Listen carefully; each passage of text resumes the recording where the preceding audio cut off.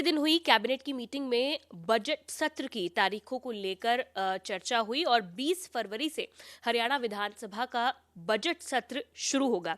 इसको लेकर बातचीत करने के लिए हमारे साथ मौजूद है हरियाणा विधानसभा के अध्यक्ष ज्ञानचंद गुप्ता।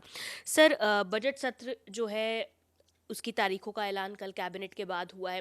किस तरह से पूरा सत्र जो है वो रहने वाला है, बीएसी की मीटिंग कब रहेगी और सिक्योरिटी के मद्देनज़र भी, क्योंकि पिछली बार कई चेंजेस किए गए थे, सख्त और कड़क कानून जो है वो रखे गए थे। क्या इस बार भी उसी तरह से बजट सत्र में व्यवस्थाएं रहने वाली?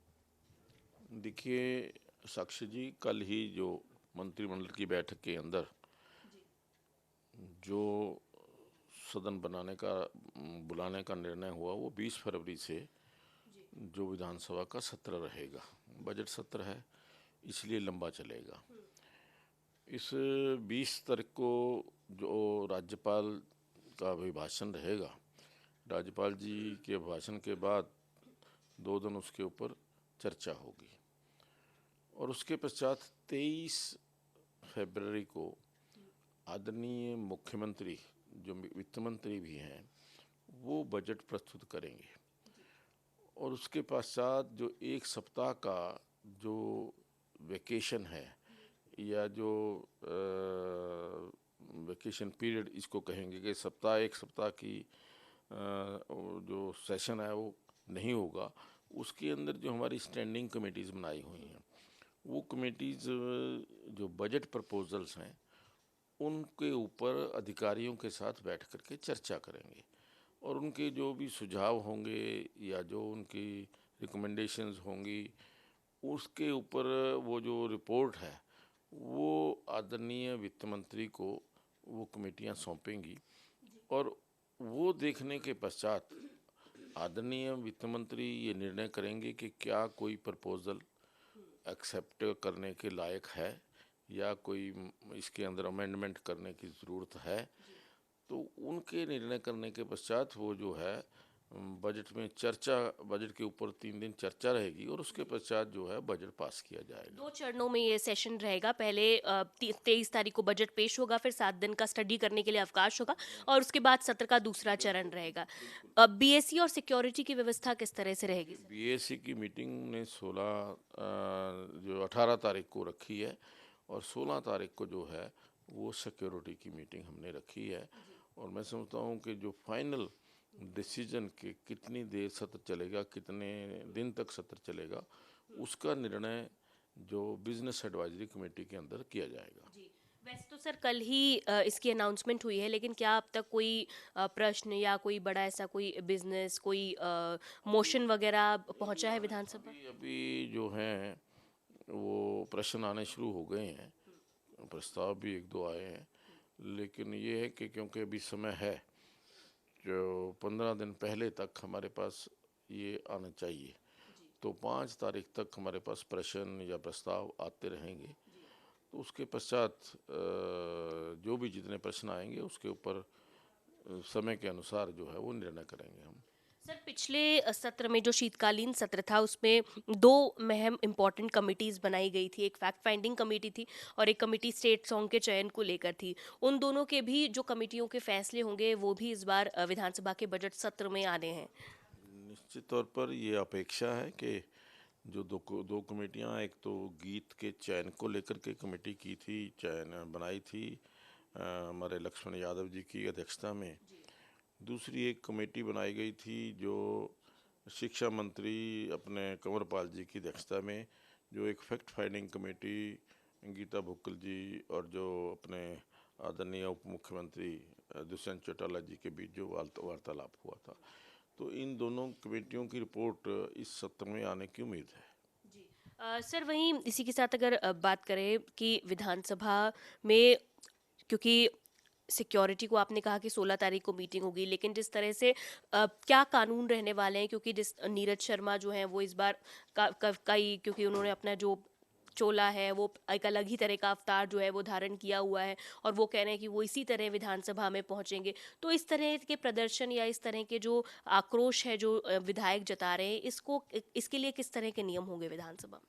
नहीं, देखिए साक्षी जी, कोई भी अपना आक्रोश जाहिर करने का या कोई भी प्रोटेस्ट करने के नियम बने हुए हैं कि कोई भी माननीय विधायक किसी बात को लेकर के अपना कोई प्रोटेस्ट करना चाहता है, कोई ऑब्जेक्शन अपना फाइल करना चाहता है या कुछ अपनी बात प्रस्ताव रखना चाहता है, वो नियम के अनुसार करे, लेकिन सदन की गरिमा, सदन की मर्यादा बनी रहे, ये हम सब सदस्यों का कर्तव्य है।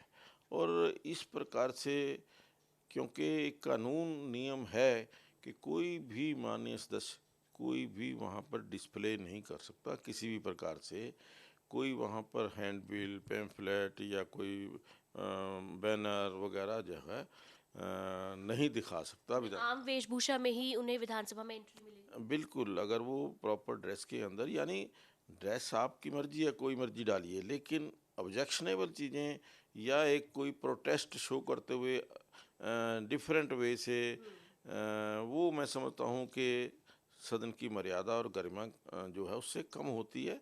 आप अपनी बात, जो नियम कानून हैं अपने विधानसभा के, उसके मुताबिक अपनी बात रखिए। आपको कोई भी प्रोटेस्ट करना है तो वो नियम के मुताबिक करिए। जी सर, विधानसभा ने भी अधिकारियों की एक कमेटी बनाई है। कितने आपको लगता है लगभग कोई ऐसे नियम हैं जो अब शायद काम के नहीं है या फिर उन्हें डिस्पर्स किया जा सकता है, तो इस चीज़ों के, और कब तक ये कमेटी को क्या कोई टाइम बाउंड भी किया गया है? नहीं, बिल्कुल देखिए, लगभग 3 महीने पहले एक हमने कमेटी का गठन किया था जिसमें 3 उच्च अधिकारी विधानसभा के हैं कि अपने सारे नियम कानून जो बने हुए हैं, कुछ बहुत पुराने हो चुके हैं जो आज की डेट के अंदर तर्कसंगत नहीं हैं, उन नियमों के बारे में पड़ताल की जाए या कोई और अमेंडमेंट करने की ज़रूरत है आज की परिस्थितियों के मुताबिक, आज की जो ज़रूरतों के मुताबिक, तो उसमें वो परिवर्तन के सुझाव वो कमेटी करेगी और उसकी रिपोर्ट 2-3 दिन में मेरे पास आने वाली है। और उसके पश्चात मुझे उम्मीद है कि इसी सत्र के अंदर, जो आने वाला सत्र है, ये जो बजट प्रस्ताव है, ये जो अमेंडमेंट्स है, हम इसके ऊपर विचार करेंगे। सर, हाल ही में चंडीगढ़ में मेयर का इलेक्शन हुआ है और ये पूरा मामला हाईकोर्ट में भी पहुंचा है, क्योंकि कल संयुक्त उम्मीदवार और भारतीय जनता पार्टी के बीच में मुकाबला था और बीजेपी के जो मेयर हैं वो इसमें बने और संयुक्त उम्मीदवार के जो 8 वोट थे वो इनवैलिड करार दे दिए गए। तो आम आदमी पार्टी, कांग्रेस, जो मतलब इंडिया अलायंस है जो मिलकर लड़ रहा था, वो भारतीय जनता पार्टी पर गलत तरीके से इस तरह चुनाव इलेक्शन लड़ने का जो आरोप है वो लगाया जा रहा है, और अब हाईकोर्ट ने भी चंडीगढ़ प्रशासन से इस पूरे मामले में रिपोर्ट मांगी है।